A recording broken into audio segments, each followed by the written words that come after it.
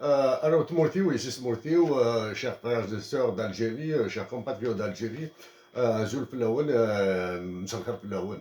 Msalkha Laouen. Après, ça sera une intervention, du moins, ce sera une intervention assez informelle, très explicative, mais c'est pour éviter des dégâts supplémentaires, pour éviter des dégâts supplémentaires en Algérie.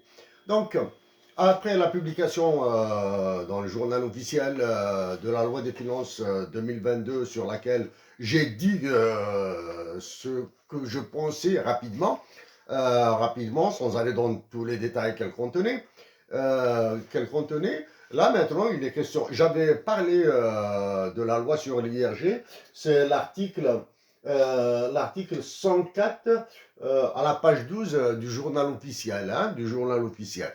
Donc maintenant que, on va dire que dans l'information omnibus, hein, l'information mainstream, hein, l'information généraliste, voilà, l'information généraliste, commence à parler un petit peu, un tout petit peu de l'IRG, c'est l'impôt sur le revenu global. L'impôt sur le revenu global, ceux qui en parlent évitent d'aller dans le détail, j'ignore les raisons et je m'en balance. Et je m'en balance. Moi, j'ai dit la dernière fois, que cette loi est extrêmement dangereuse pour la stabilité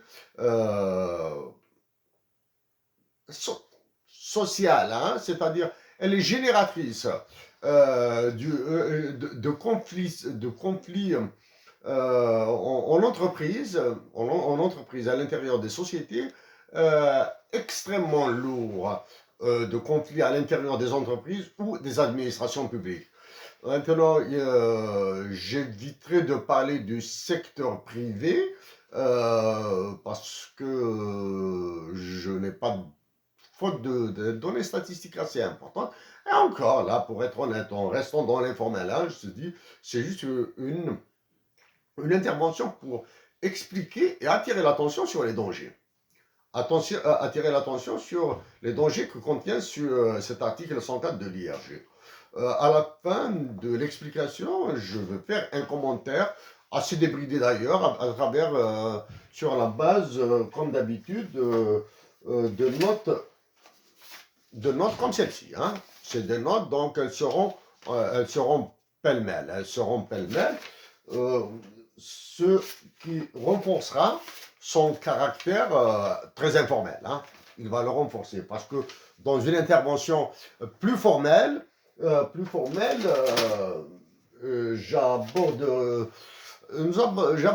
j'aurais abordé, si l'intervention était plus formelle, j'aurais abordé des aspects extrêmement complexes. Les mots introductifs. Les mots introductifs. À la fin, je vais parler un tout petit peu de ces histoires de Banque mondiale, de FMI, manipulation, intox ou je sais pas quoi, là, tout ce qui se raconte sur ça. Ben, si je n'oublie pas, bien sûr. En 2018, quand j'ai abordé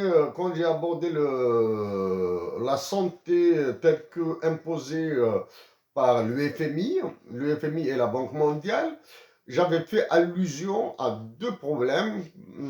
deux autres problèmes. Le problème de l'emploi et du travail et le problème de l'eau, Aman. En économie, en économie libérale, l'éducation, la santé, l'emploi et l'eau, donc, sont considérés comme étant des problèmes économiques contemporains. C'est-à-dire qu'actuellement, au XXIe siècle, les solutions qui ont été proposées, les théories qui ont été proposées auparavant, euh, montrent, ont montré leurs limites. Voilà. Donc, on les traite sous d'autres angles. Sous d'autres angles, un peu plus sophistiqués, un peu plus complexes, un peu plus complexes. Donc, pour ça, je renvoie mes compatriotes vers les interventions que j'ai faites en 2018. 2018. Donc, bon, les conditions de travail sont ce qu'elles sont. Les écrans sont ce qu'ils sont. Donc, le problème de lumière, je ne sais pas comment régler ça. Il aurait été préférable s'il y avait un rétroprojecteur, un grand tableau pour montrer réellement certains chiffres. Là, maintenant, la voici. Hein. Donc, là, voici, c'est la loi des finances. Hein. Donc, il s'agit de cette loi.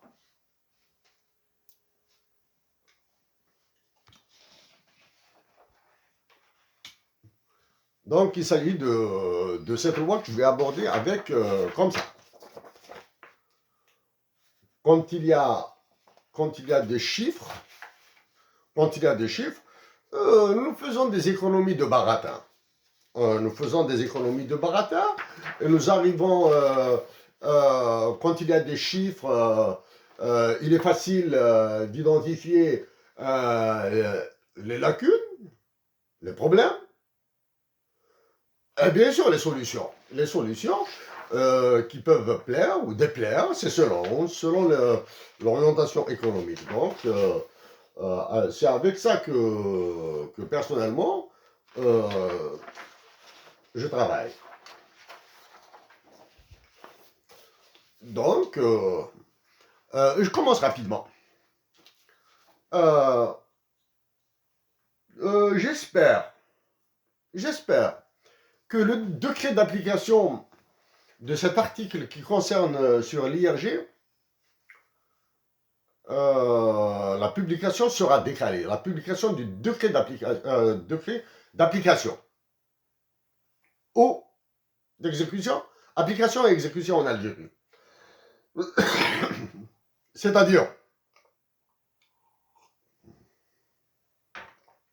même si une loi est adoptée, etc., s'il n'y a pas de décret d'application sur les modalités d'application et d'exécution de cette loi, bon, ben, elle peut être suspendue. Donc, j'espère que les décrets seront suspendus le temps que les travailleurs, les gestionnaires, les syndicalistes mettent beaucoup d'eau dans leur vin. Sinon, bon. Dans cette loi, il y a 6 classes. Classe des salaires de 0 à 240 000 dinars, c'est-à-dire de 0 à 20 000 dinars par mois, de 240 001 dinars jusqu'à 480 000 dinars, et la plus haute classe, c'est de 3 840 001 dinars à plus. Ici, pour des besoins juste de calcul, j'ai mis 5 millions de dinars. Mais ce 5 millions de dinars n'est pas tombé du ciel. Hein. 5 millions de dinars, j'ignore combien touche le plus haut gradé dans l'armée algérienne. Quel est le salaire du plus haut gradé dans l'armée algérienne? J'ignore combien touche le président de la République. Mais je pense aussi aux joueurs professionnels de football. J'espère qu'ils vont payer j'espère qu'ils vont participer à l'effort national. L'impôt est un effort national. Hein. L'impôt est un effort national à la différence des taxes. Je pense qu'il doit y avoir des joueurs qui doivent toucher plus de 2 millions de dinars, 2,5 millions de dinars par mois là. Hein. Sans m'intéresser trop au football, mais il y a des informations sur les chiffres et sur les milliards là, qui font des culbutes dans les clubs de football qui donnent le tournis là. Hein. Bon. Et voici, comme ça là. Donc vous avez parce qu'il y a des calculs. Il y a des calculs assez les calculs sont très faciles à comprendre. Mais maintenant, les petites explications que nous allons donner à travers ces calculs. Quand je parlerai de perte, c'est vraiment la perte. quand je parlerai d'écart ou quelque chose comme ça, sachez que c'est un raisonnement marginaliste, un raisonnement marginal. C'est-à-dire, je raisonne sur le dernier dinar et le premier dinar, imposable. Le premier et le dernier dinar sur lequel, s'appliquent les impôts. Donc, voici ici, ça, c'est la loi. Les classes de salaire, les salaires mensuels, les impôts qui sont appliqués. Ça, c'est la loi. Donc, tout ce qui est à gauche est la loi. Ce qui est ici, c'est l'impôt sur le premier dinar et l'impôt sur le dernier dinar. L'impôt sur le premier dinar et l'impôt sur le dernier dinar. Juste après, c'est le revenu mensuel net. Ici, c'est le premier dinar. Le revenu mensuel net sur le dernier dinar. Donc, la même chose. Ici, en rouge, ce sont les revenus mensuels, les revenus annuels nets. Les revenus annuels nets. Pourquoi les revenus annuels nets? Parce que ce sont ces deux variables qui me permettront d'expliquer d'une manière très simple les pertes et les gains des uns et des autres. Plus précisément, les pertes.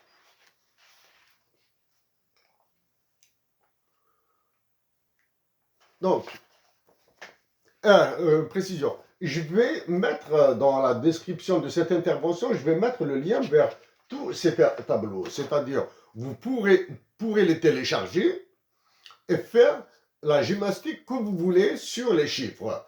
Bon, sauf que quand il s'agit de chiffres officiels, c'est-à-dire de légaux, hein, de la loi, je vous recommande de ne pas les toucher. Mais là où vous pourriez voir les différences, ici par exemple, ici, et ce graphique, là, vous pouvez toucher le nombre de personnes soumises à l'IRG, hein, le nombre de personnes par catégorie de salaire soumises à l'IRG, c'est là où on voit tous les troubles sociaux, voire populaires qui vont naître.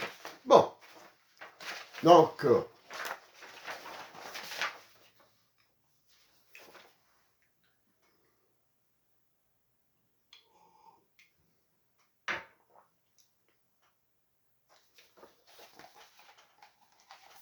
ici,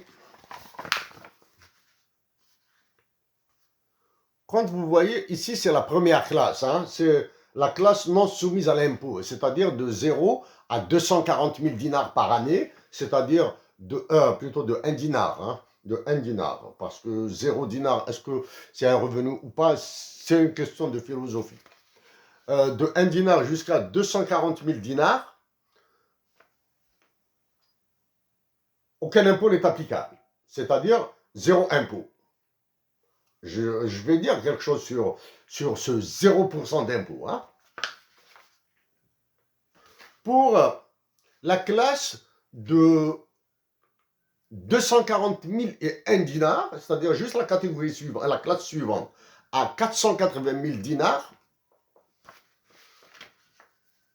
le revenu net annuel passe à 184 800,77 dinars pour les plus bas salaires dans cette catégorie, et il passe à 369 600 dinars, ici, à 369 600 dinars pour la limite supérieure dans cette catégorie, hein, c'est-à-dire dans la catégorie 240 000 et 1 dinar et 480 000 dinars, c'est-à-dire les personnes qui touchent entre 2 millions de centimes exclus, 2 millions et quelques centimes exclus, et 4 millions de centimes par mois. Donc ici, le même calcul est fait pour les classes suivantes. Voilà, voilà, ici. Ici, quand vous voyez, moi, 55 199,23, moins 19 199,27. Moi, c'est ce qu'on appelle la différence marginale. La différence marginale. Comment on la calcule? Sur le premier, sur 104, c'est un exemple, hein, sur 184 800,77 dinars, qui est le gain inférieur de la deuxième classe, et le revenu supérieur de la classe précédente, c'est-à-dire ça. C'est-à-dire, je vais vous montrer avec un stylo.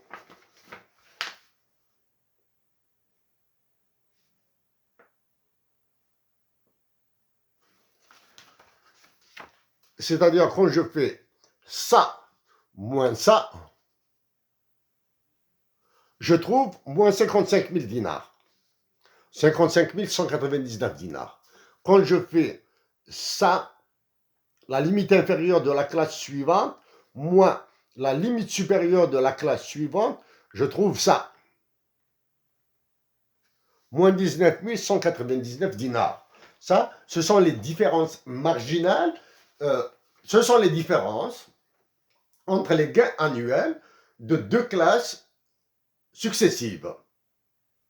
Vous allez dire, c'est moins 55 199 dinars, c'est-à-dire à peu près, pas à peu près, hein, j'arrondis juste les décimales, 5 millions, 5 520 000.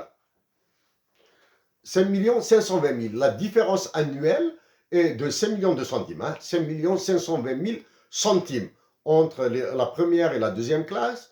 Elle est de 3 696 000 entre la deuxième et la troisième classe. Elle est de 7 millions entre la troisième et... Les voici ici. Hein. Elle est de 7 millions entre la troisième classe, entre la quatrième classe et la troisième, entre la troisième classe et la deuxième classe. Voici, donc 2 800 000, 2 880 000. Hein. 880 000, c'est la différence entre ça et ça. Et ça.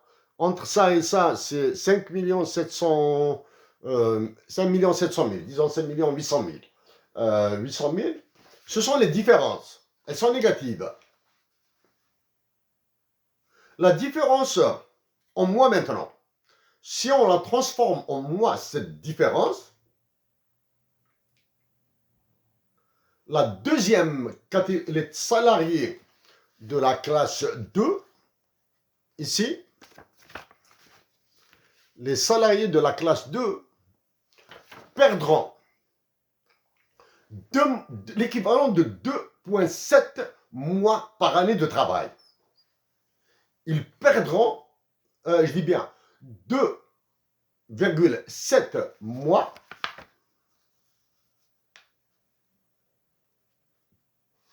de travail par rapport à la classe précédente, c'est-à-dire à la première catégorie de salaire, à la première classe de salaire. Ils perdront l'équivalent de 82,8 jours de travail. Pour la deuxième classe sur la troisième classe et la deuxième classe, c'est-à-dire quand on fait la comparaison entre la troisième classe et la deuxième classe, la perte sera de 0,48 mois, c'est-à-dire l'équivalent de 14 jours, c'est-à-dire la chute de 82 jours jusqu'à 14 jours. Ça, c'est le première indication sur le caractère injuste de la loi. C'est de l'injustice pure et simple. Ce n'est pas une question d'éthique, hein. Question de justice. Par contre, quand on passe à la catégorie de 5, c'est-à-dire de 1 million, de 192 millions de centimes à 384 millions de centimes de gains annuels, c'est-à-dire les salaires qui vont de 16 millions de centimes à 32 millions de centimes. Il y a les 32 millions de centimes, il y a les députés qui ont voté cette loi en levant la main. Ils disent, oui, elle a été adoptée à l'unanimité, etc., après débat, etc. Ils n'ont rien débattu. Quand il y a des chiffres, on débat avec des chiffres. On les analyse. Donc, eux, ils perdent 0,53 mois, c'est-à-dire l'équivalent de 16 jours de travail, et la plus haute catégorie, elle ne perd que 11 jours de travail par rapport à la précédente. C'est-à-dire ici, cette loi, quand je vois ici, c'est calcul, 82 jours, 14 jours, 15 jours, 16 jours, 11 jours. Cette loi favorise les plus hauts salaires algériens, c'est-à-dire ceux des généraux, du président de la République, j'ignore les autres qui ont des salaires faramineux, les footballeurs, etc. Les footballeurs. Donc cette loi, ici, c'est le caractère injuste. Maintenant, d'un point de vue graphique, comment est-ce qu'on le voit? Il est là. Ça, ce sont en bleu les revenus bruts, en gris, c'est les impôts, et en orange, les revenus nets. Le problème va se poser à partir d'ici vers la gauche. Là où les courbes des revenus bruts et de revenus nets sont presque collées. Là, ça c'est les problèmes à l'intérieur des administrations publiques, à l'intérieur des entreprises publiques. Pour les entreprises privées, je ne dis rien actuellement. Beaucoup d'informations manquent. Donc les troubles sociaux, ils sont là. Quel est un exemple de trouble? Par exemple, il y aura un salarié qui préférera descendre à une catégorie inférieure pour payer moins d'impôts et gagner plus.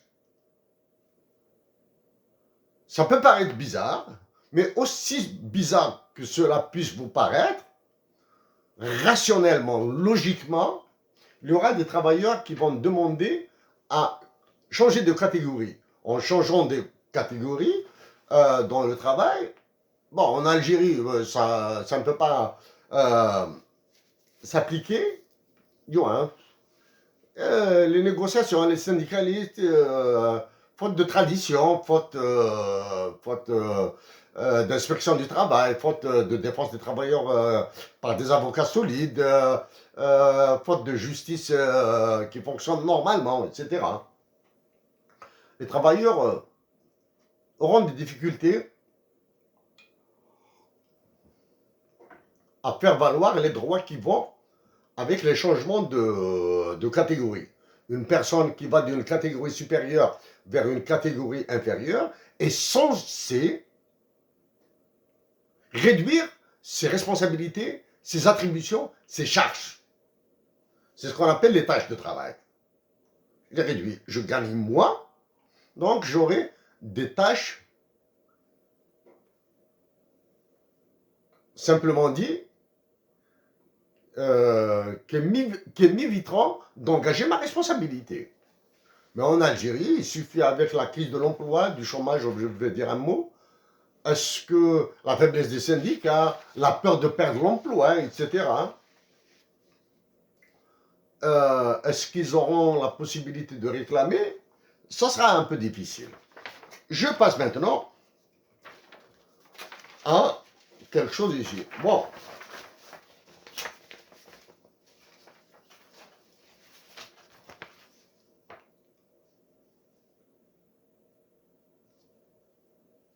Ici, c'est une représentation assez simple des revenus par les bornes, par les limites inférieures. Hein. C'est-à-dire quand vous prenez une classe de 0, de 1 dinar jusqu'à 240 000 dinars, de 240 000 dinars à 480 000 dinars, pour la première limite, hein, c'est-à-dire la limite inférieure de la catégorie des salaires. Donc, c'est en bleu. Et juste à droite, vous avez les revenus nets après application de l'impôt. Vous pouvez faire ça pour les limites supérieures. Les limites supérieures, et vous les juxtaposez et vous pouvez faire des courbes. Maintenant, d'un point de vue chiffres.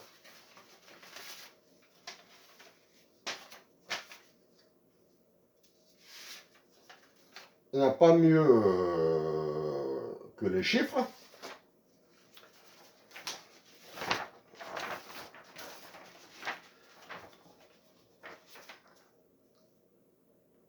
Dans la classe 3 ici, ceux qui gagnent de 4 millions de centimes jusqu'à 8 millions de centimes par mois. De 4 millions à 8 millions de centimes par mois. Tout revenu inférieur à 56 587 dinars. Je dis bien, dans cette catégorie, hein, de 4 millions de 4 millions de centimes à 8 millions de centimes par mois.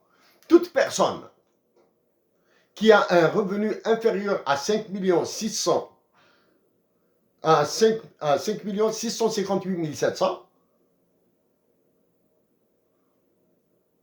sera plus avisé de descendre vers la catégorie inférieure pour perdre moins.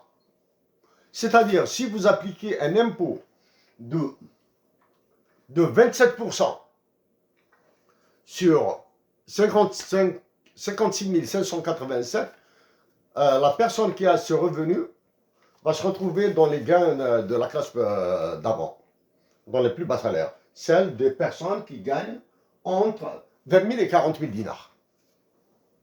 Eh oui. Ça, ce sont des calculs.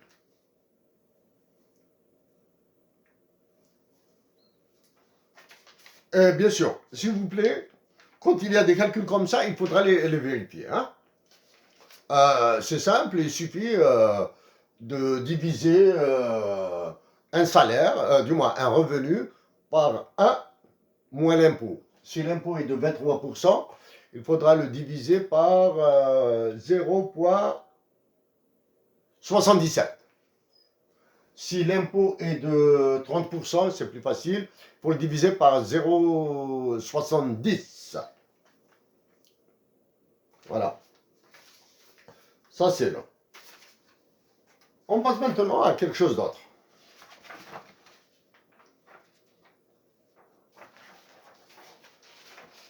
D'un point de vue graphique, voilà ce que donne la loi. Toujours avec la limite inférieure, vous pouvez faire ça avec la limite supérieure des salaires dans la catégorie. Hein. Voici les courbes. Ce qu'elles donnent. Ça, c'est la courbe des revenus en bleu. Ça, c'est la courbe de l'impôt. À vue d'œil, hein, du moins comme ça, à l'œil nu plutôt. À l'œil nu, vous voyez bien ici que cette courbe des revenus augmente, va plus vite, hein, c'est-à-dire la croissance est plus vite et plus grande et plus importante et supérieure à la croissance de la courbe des impôts. Par contre, ici, et en allant vers la gauche, les deux courbes se rapprochent. Ça veut dire que c'est ici qu'il a les problèmes.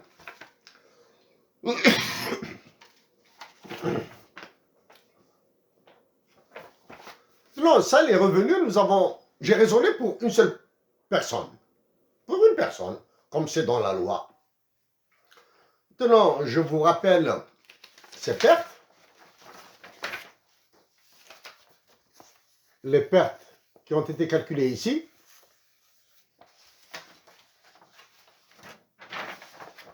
Maintenant, ici, je vais vous montrer le graphique après. Ici, je vais supposer que dans la première catégorie de salariés, des revenus, pardon, ceux qui ne payent pas d'impôts, les revenus sur lesquels il n'y a aucun impôt, zéro. Je suppose qu'il y a 120 000 personnes. Dans la catégorie suivante, il y a 215 300 personnes. Dans la catégorie supérieure, suivante, il y a 203 245. Dans la dernière, il y a 115 000. 115 000.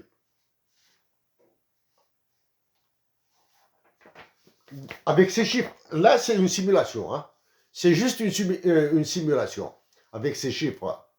Si vous allez voir que la deuxième catégorie, c'est-à-dire la première catégorie qui paie l'impôt, va perdre